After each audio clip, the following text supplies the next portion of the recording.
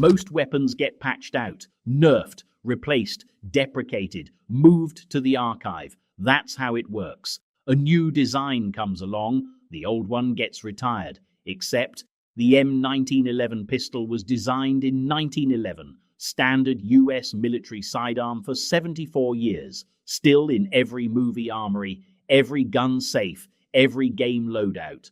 Today, the M2 50 caliber machine gun, designed in the 1920s, still mounted on Humvees, naval vessels, and stealth fighters in 2026. Over 100 years, nobody has shipped a replacement. But here's what nobody talks about. Every weapon platform running today, gas-operated rifles, semi-automatic pistols, belt-fed machine guns, they all run on the same underlying architecture, same operating principles, same core mechanics. One developer wrote that code, a self-taught engineer from a frontier town in Utah. No formal education, no factory, no funding, just a wooden shed, a file, and scrap steel. John Moses Browning didn't build weapons. He wrote the operating system that every automatic weapon on Earth still runs on, alone, in a shed, before the airplane existed. This is the full changelog. Developer notes early access build Ogden, Utah territory, January 23, 1855. New user enters the game with 0 resources, 0 funding, 0 formal training. Starting location, a wooden gunsmith shop on the frontier. Primary skill tree, mechanical intuition. His father was a frontier gunsmith, a Mormon pioneer who crossed the plains to Utah, and the Browning household was enormous. 22 children from multiple wives, no money, no connections, just a small wooden shop and the constant pressure to make things work. Young John grew up inside that shop.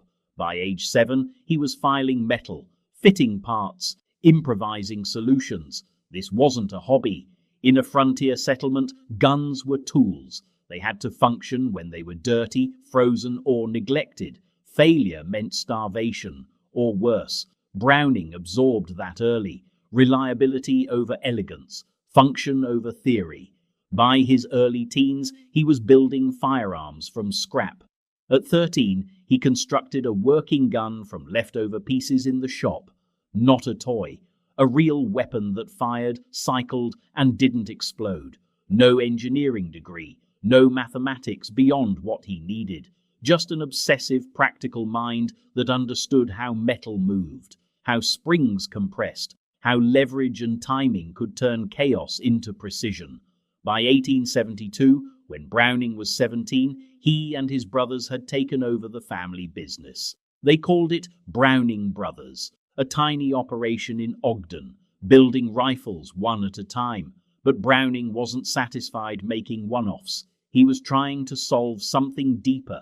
How do you build a gun that works every single time, no matter the conditions? Most gunsmiths focused on aesthetics, engraving, finish, polish. Browning focused on the mechanism. Could it cycle in mud, in freezing cold, after 1,000 rounds? That obsession, function over form, reliability over flash, would define everything he built, and it started with a single-shot rifle that would change his life. Version 0.1 patch released single-shot rifle, 1879. Browning was 24, still working out of his father's wooden shop. He designed a falling block single-shot rifle. Simple concept. Pull the lever, the block drops, load a cartridge, close the action, fire. Nothing revolutionary on paper. But Browning's execution was different, rugged, precise. Every part fit perfectly. The action was smooth. It didn't jam. It didn't break. On October 7th, 1879, he received a US patent for the design. Then something happened that nobody in Ogden expected. 2 executives from Winchester showed up at the shop. Picture this. 2 men in Eastern suits, standing in a dusty Utah workshop. Browning, sleeves rolled up, hands still black with oil, picks up the single-shot rifle. One smooth motion, lever drops, shell in, lever up, fire. The executives nod. Impressive. Then Browning walks to the corner, pulls a tarp off something they've never seen, a lever-action repeater, designed in this shed, built with hand tools. He fires, lever, fire, lever, fire, lever, fire. 11 rounds, smooth as silk, not a single jam. The Winchester men look at each other. They bought both patents that same day, paid him outright, put them into national production. Browning had just gone from obscure frontier gunsmith to primary supplier for one of America's largest firearms manufacturers. But here's what made him different from every other inventor of his era. He didn't try to build his own factory, didn't compete with Winchester or Colt or Remington. He sold them the designs, same model modern chip designers use, fabless semiconductor companies that design processors but let someone else manufacture them. Browning designed the architecture. The big companies handled production. This freed him to do the only thing he actually cared about: invent. Over the 1880s and 1890s, he became the go-to problem solver for Winchester and other manufacturers. They'd come to him with jamming actions, weak springs, unreliable feeding mechanisms. Browning would disappear into his shop, file metal, adjust tolerances, test the mechanism hundreds of times, then hand them back a solution. His reputation grew, not as a businessman, not as a marketer, as the guy who could make guns work. But Browning was already thinking beyond lever actions and single shots. He was watching something nobody else noticed, test firing a rifle on a range one afternoon. After each shot, the muzzle blast was flattening weeds near the barrel, invisible gas violently escaping, moving physical objects. Most people would have ignored it. Browning saw a machine. Version 1.0 major update, gas operation unlocked. What if you could tap that gas, redirect it into a piston that pulled the bolt back, ejected the spent casing, and chambered a new round, automatically, without the shooter doing anything? He built a prototype, a gas-operated machine gun. Gas tapped from the barrel drove a swinging lever underneath, so pronounced it could hit the ground if you fired too low. They called it the M1895 potato digger. It worked. The US military adopted it, saw action in the Spanish-American War and World War I. Browning had cracked gas operation. That one idea would quietly power almost every automatic weapon built in the next 100 years. The M1 Garand, the AK-47, the M4, all of them, all still running on logic. Browning worked out in 1895, but he wasn't done. He turned to shotguns next and invented recoil operation. Instead of tapping gas, use the recoil itself. Let the barrel and bolt move backward together, then separate, ejecting the old shell and loading a new one. The result, the Browning Auto 5, patented between 1898 and 1900. The first successful semi-automatic shotgun in history. Then came pistols, short recoil, tilting barrel mechanism. The barrel and slide lock together during firing. Then the barrel tilts down to unlock. The slide cycles, new round chambers. He licensed the designs to Colt, iteration after iteration, until 1911. Version 2.4, stable M1911. Adopted. The US Army needed a new sidearm, powerful, reliable, combat-ready. Browning submitted a .45 caliber semi-automatic pistol. During testing, it fired 6,000 rounds without a single recorded malfunction. Mud, dust, heat, cold, it kept working. On March the 29th, 1911, the US Army officially adopted it, the M1911. 74 years as the standard US military sidearm. Horse cavalry through World War I, World War II, Korea, Vietnam, all the way to 1985. One design, 7 decades. Browning had become the invisible operating system of American firepower. Gas operation powered machine guns, recoil operation powered pistols and shotguns. His mechanisms were inside weapons across every branch of the military. But World War I was about to expose a gap nobody had planned for, and the US Army didn't have an answer.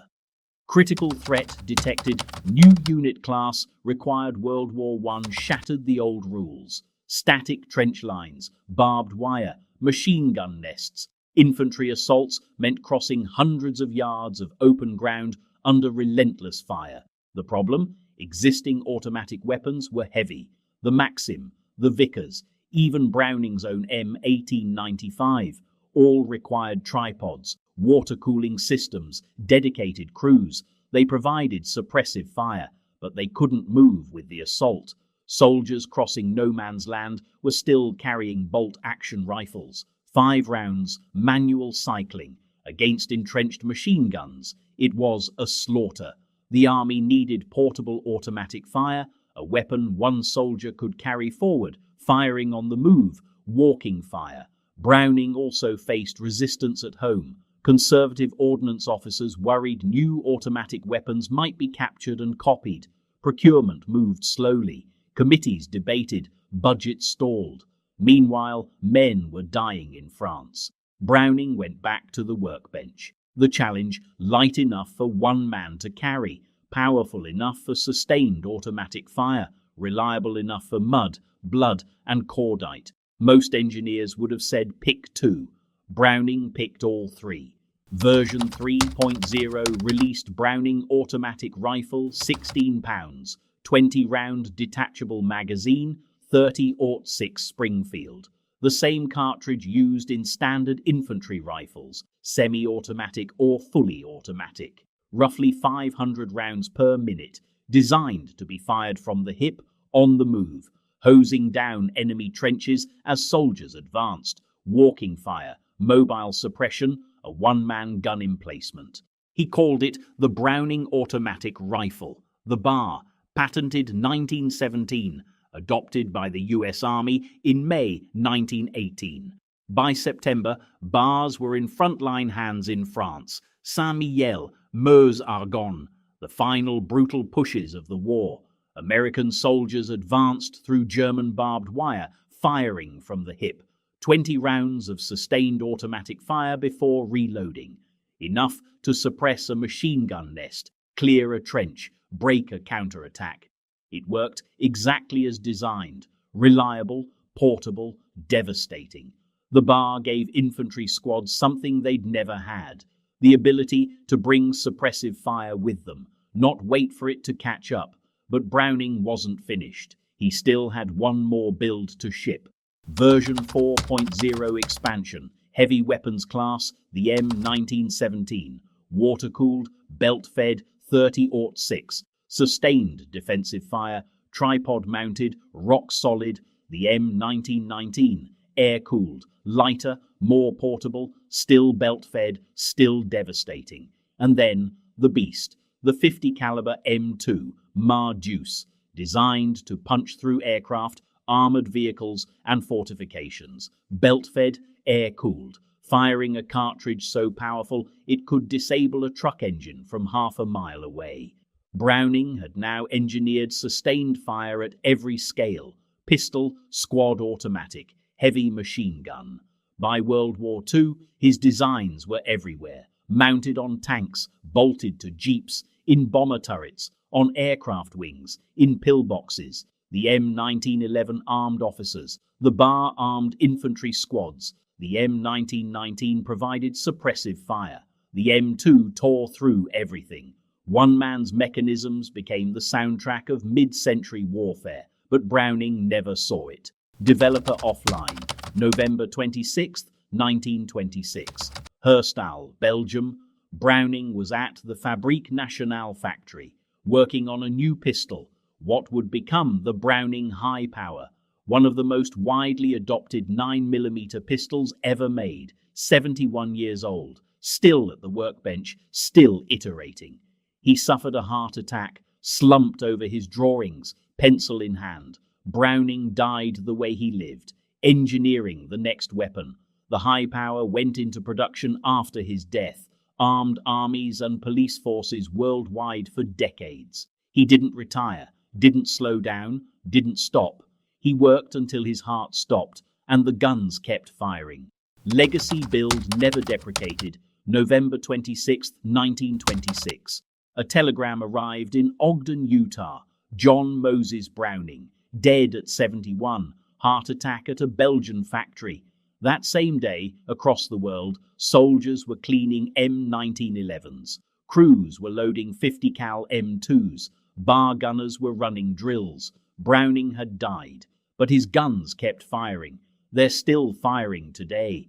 The 50 cal he designed in the 1920s sits on Humvees in 2026. The operating principles he worked out with a file and scrap steel power still sit underneath most automatic weapons on Earth. He never retired, worked until his heart stopped, and the mechanisms he built, they'll outlive us all. Many firearms historians call him the greatest firearms inventor the world has ever known. But his real legacy isn't the guns, it's the operating systems. Gas operation powers the M1 Garand, the AK-47, the M16, the M4.